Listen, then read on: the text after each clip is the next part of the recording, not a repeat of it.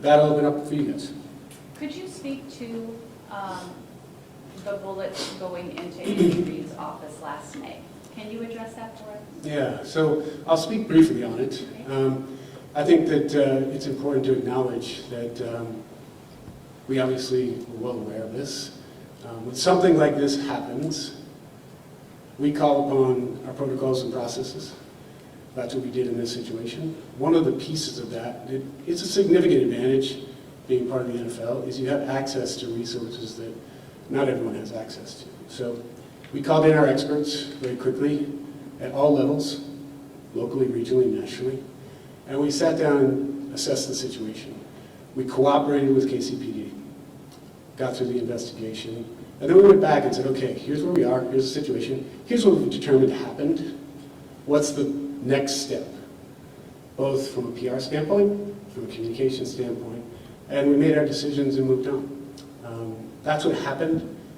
It's an important point to make that there are a lot of situations that happen in any big business, in any big city. There are a lot of situations we deal with.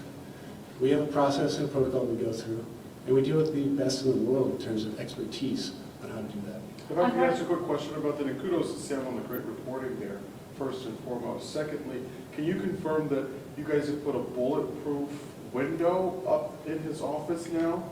Yeah, so one of the things I will say to that is that I acknowledge that we work with experts. Not being a security expert myself, I had to learn that one of the processes you go through is understanding exactly what you share and what you don't share.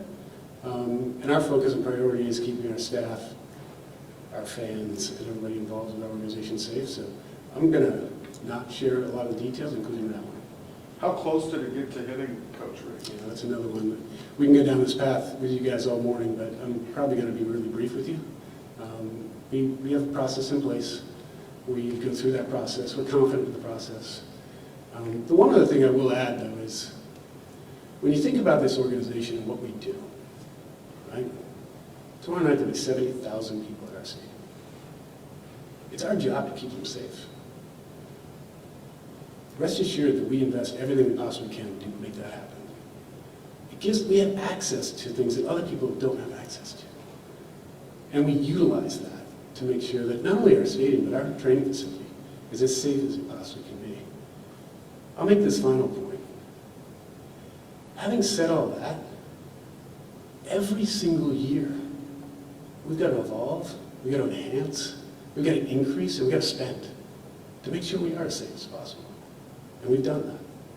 You've seen some of that physically. A lot of the things you don't see, and there's a reason for that. It's what we believe keeps us all safe.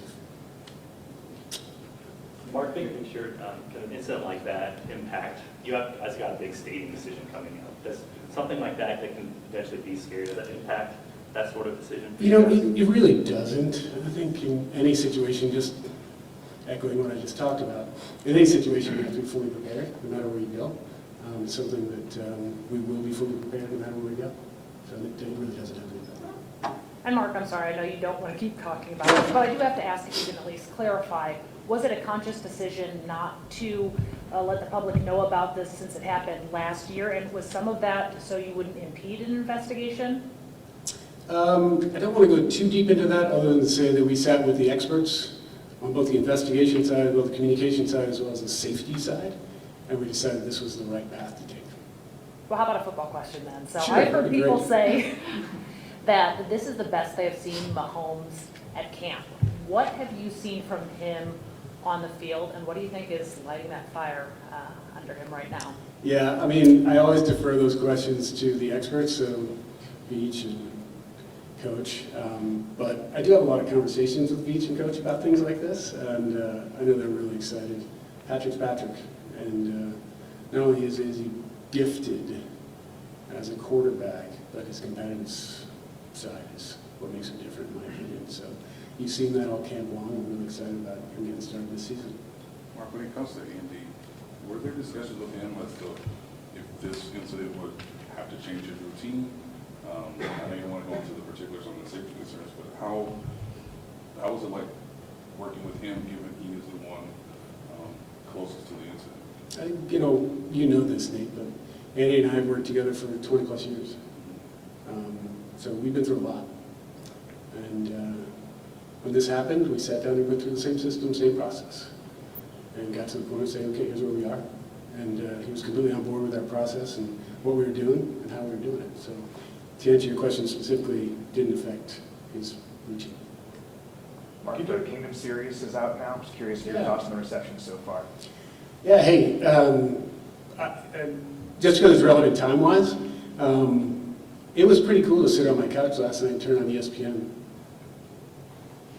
And something you were involved in is right there. Like, I wasn't watching a game, it just bang, wow, we're on ESPN, how cool is that? Laura Krug and Jelasamina and the team from Fools Club Studios deserve a lot of credit, but one of the coolest things I got from her was, yeah, as cool as that is, we're in the top 10 of watched on Disney and ESPN. And that's cool.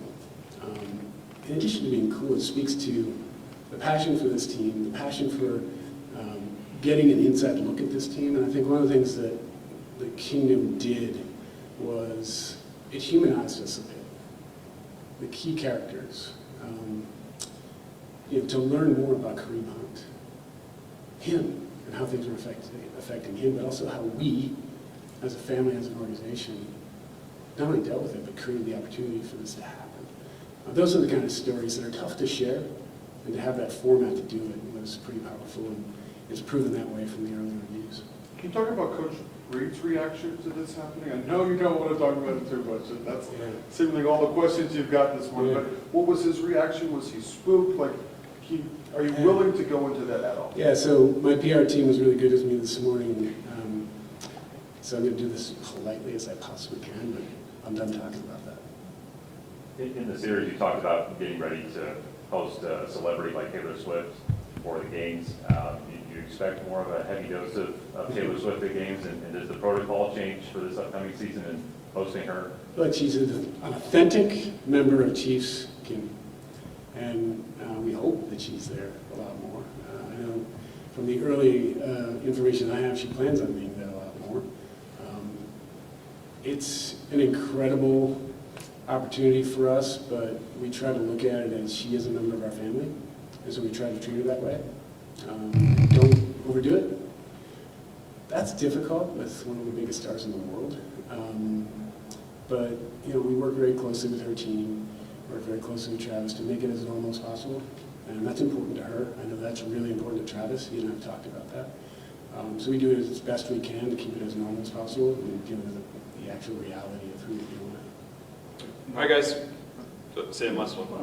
Because of the visiting team in Brazil as opposed to being the home team in Yeah. Germany, but anyways, we're still trying to take it. I know it's going to be on YouTube, but specifically a footprint in Brazil, in what ways are you trying to take advantage of that?